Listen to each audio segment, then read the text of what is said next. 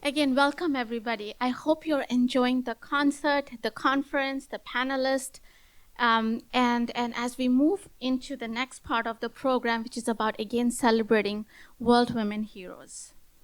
This year, we are excited in partnership with BMW North America to celebrate Sara Denby. Sara Denby has been fighting harmful stereotypes and reshaping narrative for women around the world, and driving a global initiative to reimagine how we see women and girls in advertising and in media, and using the power of advertising as a force for good. It is my honor to invite Trudy Hardy, Vice President and Head of BMW, Motorrad BMW Group, to present the award to Sara Denby, Head of Unstereotype Alliance of UN Women. It is an honor to invite you both on stage.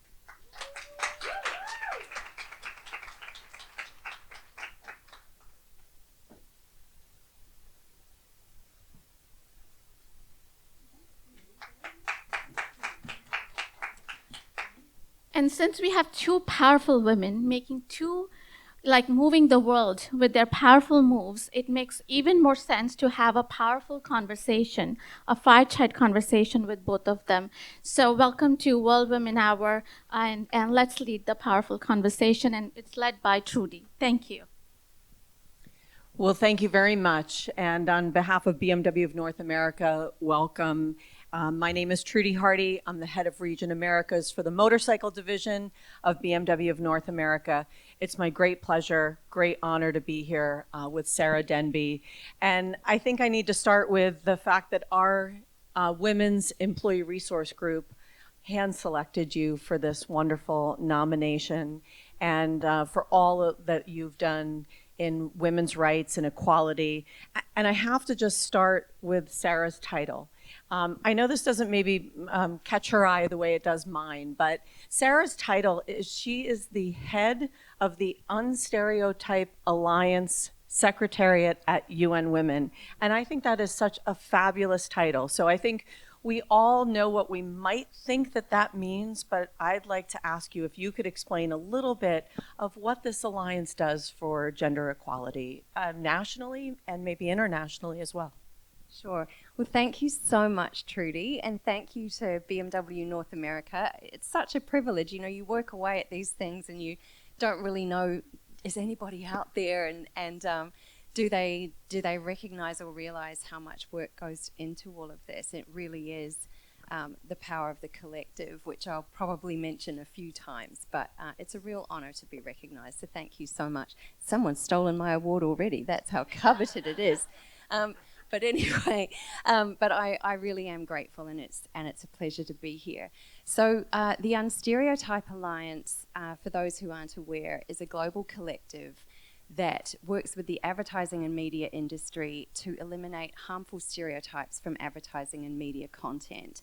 And it's convened by UN Women. It was founded in 2017. And the Secretariat, this is UNEs for you, right? So this explains a little bit about the title. The Secretariat is the name of the team at UN Women, which is the United Nations entity for gender equality and the empowerment of women. So we convene, we coordinate, we strategize, we introduce, we fraternize with the global coalition that is the Unstereotype Alliance. And they are made up of 240 major advertisers, creative agency networks, media platforms, academics, and like-minded not-for-profits all around the world who really believe in advertising as a force for good. I worked 18 years in the advertising industry as a suit, as we're known in the trade, not a creative. So worked much more in client service and strategy and that side of it. And BMW was one of my major clients for 5 years when I was living in Dublin. So this is a beautiful full circle moment for me. I'm really grateful. But yeah, so we work to harness the power of advertising, because advertising has always been about changing behavior. And so, and we're also, you know, in our advertising creative and our content as it more so is now, which can be created by anyone. it has a real power and potential to shape our perceptions, our values, and our beliefs. It influences how we see ourselves and the communities around us. And so when that content is reflecting back stereotypical portrayals of whole communities and groups of people, when it reduces them to these really reductive portrayals, that can be so incredibly harmful in really, really consequential ways. But in contrast, when those portrayals are progressive, when they represent people in all their with all their potential and as empowered, respected, dignified individuals, then the opportunity and the potential to drive lasting change is absolutely enormous. And that's what we're designed to do. Yeah, and I think also we talked about the authenticity of advertising and media and the way that we portray gender equality. So I think that's also, I think, an important part of it, to make sure that we see ourselves authentically in the media that we're consuming. It's absolutely crucial, because consumers can smell a rat, right? They can tell when you're feeding them a line, when this is, I used to call it when I worked in advertising, and especially when we were trying to target the youth, that we were putting our caps on backwards and they were going to see it a mile off, But authenticity is something we talk about now across all age groups and all communities, and certainly all generations, if you like, which are kind of a stereotype in themselves, right? Millennials, Gen X, Gen Z, alphas, it's like, can we move away from these labels, because they in themselves are really harmful. But we work through three main strategic pillars as an alliance. We move to create unstereotyped content. We push for diversity, equity, and inclusion in the workplace that creates that content, for the very simple reason that who makes the work is who shows up in the work. So if we are ever going to achieve authentic representation of the communities we serve, of the consumers we're trying to connect with, then we have to have those communities represented right across the ideation stage, the creative production stage, and they need to be around the client table as well. And so we speak with our agency networks about insisting on that, suggesting perhaps to their clients, could we get a little more diversity around this table that are making these decisions, signing off on these ideas, but equally for clients to insist on that from their agency teams as well. And then we work in unison to mobilise public action against stereotypes, and so that the public, the consumers, their employees can be upstanders, not bystanders, when they see stereotypes in action. So I work in automotive. I've been in the automotive landscape for 30 years.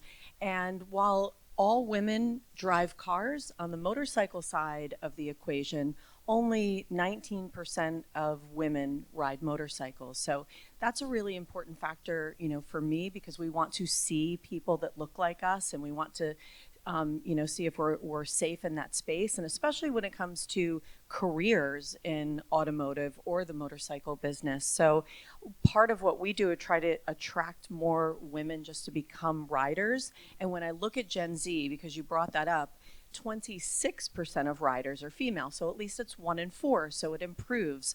But what are your thoughts about closing that gender gap? And if we think about, inspiring young women to work in a field that is largely male dominated, what are your thoughts in that space? Oh, I have many thoughts in that space. I do as well. Yeah. But I think, well, first of all, women influence 80% of purchase decisions, all purchase decisions. So if they're not even the one buying the car or the bike, they got something to say about it if they're in that household. So we can't diminish the impact of that or disregard that part of the equation. Do it at your peril. And we've all been there, right, ladies, going into a male-dominated sales space, and they talk to the non-female that might be there with you. So that's always a fun time, especially if you're the one paying. Anyway, I digress. But I think, we talk a lot about diversity, equity, and inclusion in the workplace, and what that means, if even half of that workforce is to be female, if that's your diversity metric, that's great. But which females? What race or ethnicity are they? Are they all, do any of them live with a disability? What religion are they? Do they represent the communities you serve and the consumers you're trying to connect to? So that's something that representatives from those communities will recognize. They'll see it when they're on your workforce, and then they will make sure that they have a place at the table and they have a voice, and that voice is heard. But I always say that diversity is a recruitment issue, inclusion is a retention issue, and equity is a human rights issue. So you can build a diverse workforce, but if they don't feel included and listened to and respected and heard, they'll leave. And as a business, that's expensive. So that's where you have the retention issue. And then equity has been a human right since 1948, equal pay for equal work. But we still talk about it like it's this woke little novelty that we're still getting our heads around. I won't go down that rabbit hole either. But those are the things that the workplace needs to recognize, employers need to recognize. Like our panel just earlier was saying, women need to advocate for that. Women need to use and leverage their power, as you do, to recognize we need more women in this space. Because I'll tell you one thing, in a male-dominated boardroom or management team meeting, they never sit around and say, you know what we need in here? We need more women. More women. Never happened. The only time that will happen is when there are more women in there to begin with. So that's why so many of our members really push for gender equity, but then to make sure that that gender equity is intersectional. And so that there are many different communities represented across the workforce at every level. So you don't just have diversity in the junior and the middle management levels, but then, well, look, we're all white and male again at the top. And that happens. We still see that around us, right? So it's being mindful and intentional about creating that environment every step of the way so that women will want to work there, they'll want to stay there, and then they'll want to make your work, particularly your marketing and advertising, better. And I think that's a reason that we're here today, just to make sure that that we're promoting that equality in the workforce. So, and I also, it's remarkable. I think that the United Nations has a division set up specifically UN Women. I mean, and if that doesn't say that you really, really care about making sure that this is an important part of the mission of what you stand for. So my hat's off for that.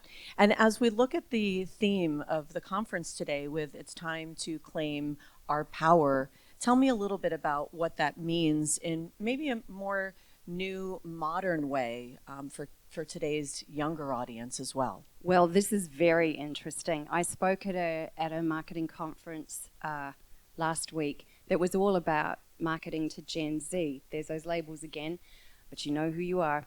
And it's a very it's a real paradox out there at the moment, because Gen Z was pegged as the most progressive generation, the most gender fluid generation, and in fact what we're seeing is a massive gender divide.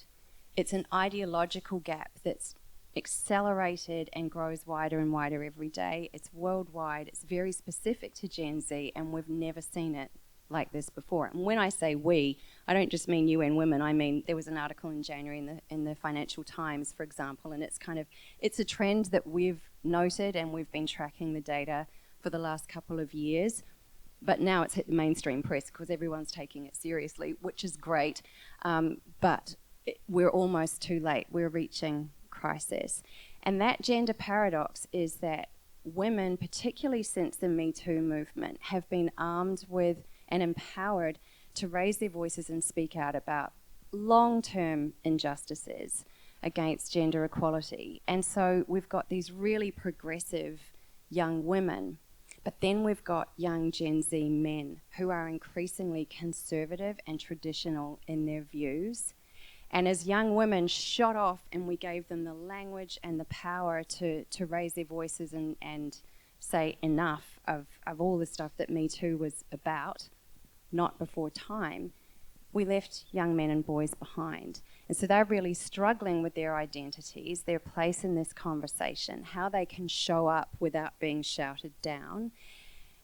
And we, of course, left the way clear for the manosphere and all of these manfluencers to kick in, to provide these role models, to make it so much worse. So on the one hand, we've got young men who are angry. We've got incel culture. What the hell was that 6-7 years ago? And now everybody knows what it is and how angry they are.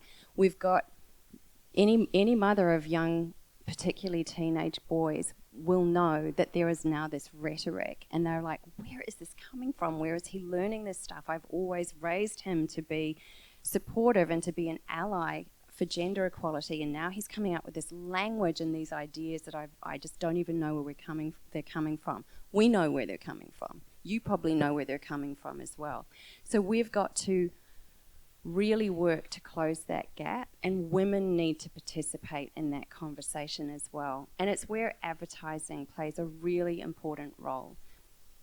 There's such a big opportunity for brands to portray diverse depictions of masculinity, to show what different men look like, to show what loving, supportive, caring relationships look like across the gender spectrum. So these aren't just heteronormative cisgender relationships. This is LGBTIQ+, it's healthy masculinities, it's women and girls.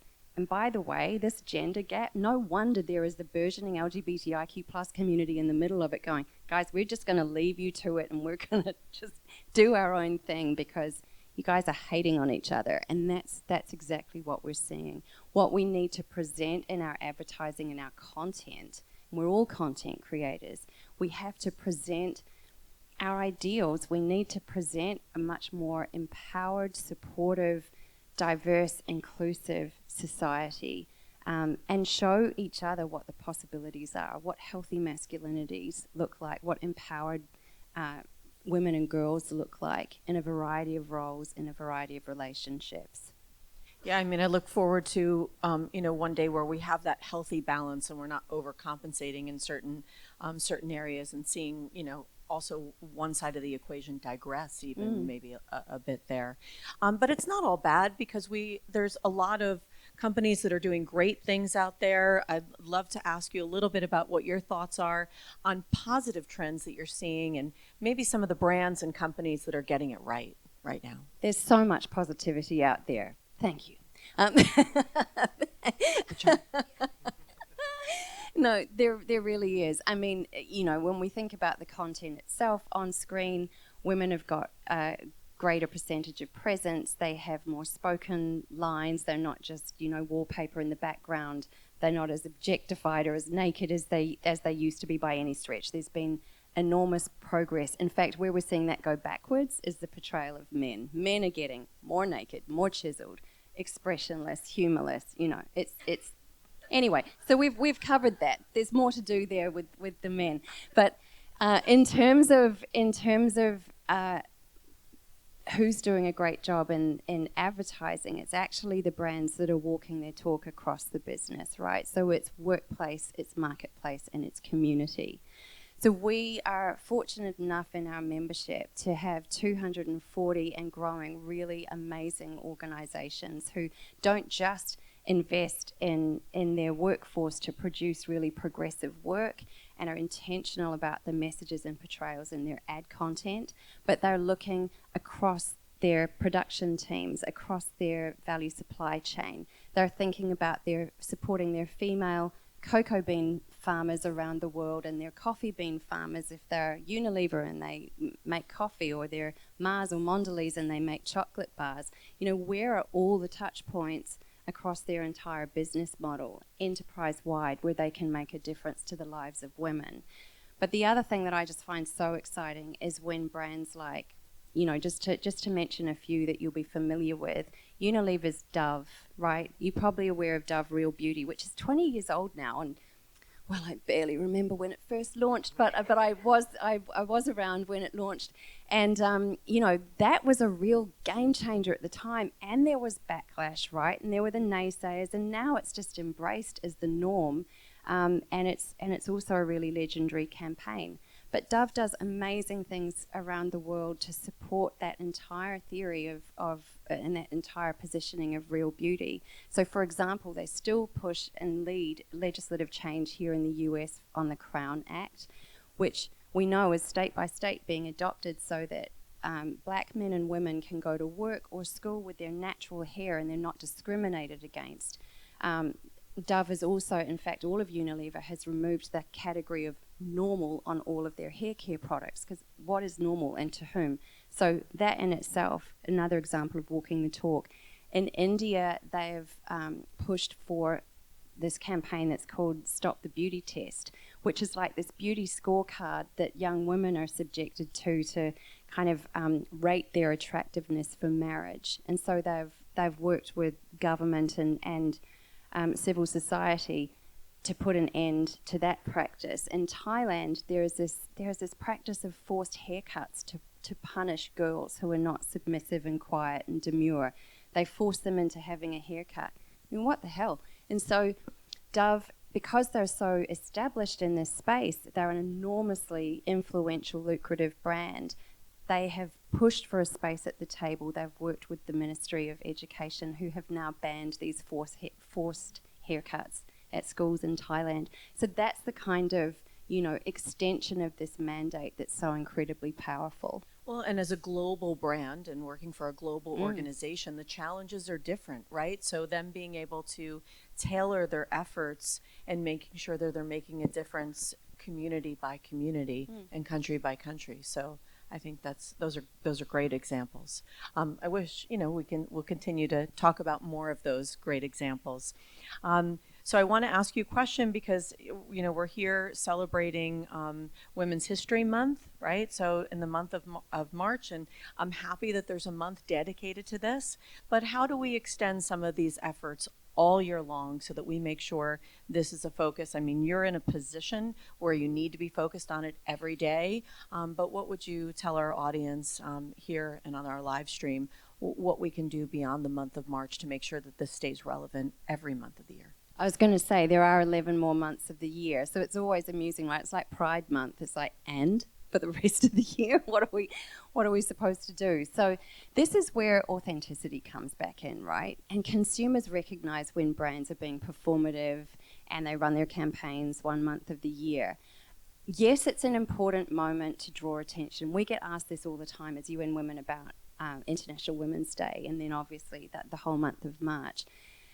It's when the media finally gives you some attention and shines a spotlight on these issues and these conversations. And it oftentimes in the private sector forces companies to have those conversations, or it basically leaves the stage open.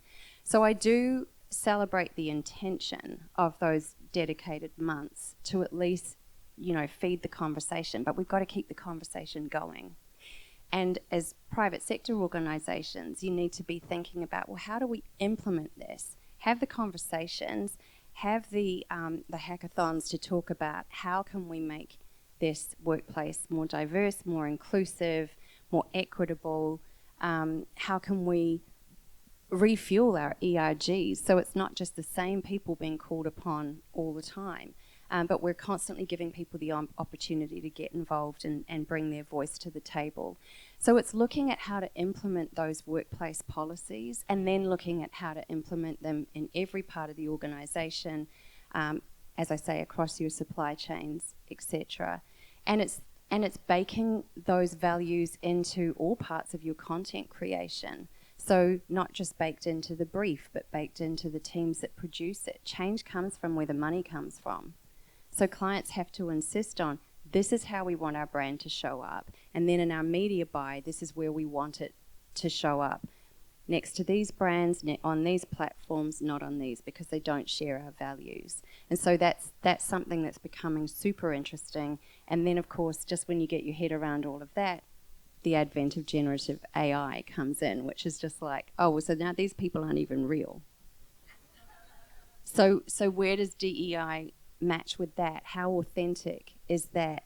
And this is where it's so interesting to watch the ad industry, but they're certainly not alone in this. They get all distracted by the shiny toy, put down their DEI values over here. Their audience hasn't forgotten. Their audience is looking at content and saying, well, I don't even know what to believe anymore, and what's more, I'm not sure who you are now as a brand. And so that's a real watch out from a business perspective, aside from the fact that we have to be able to enmesh that human intervention with our AI content and make sure that it still is representative and authentic, that it's a tool, not a weapon. That's a great point. And, you know, we've also heard a lot over the last 3 hours of sisterhood, power in numbers, women supporting women, and the impact that we have as a collective.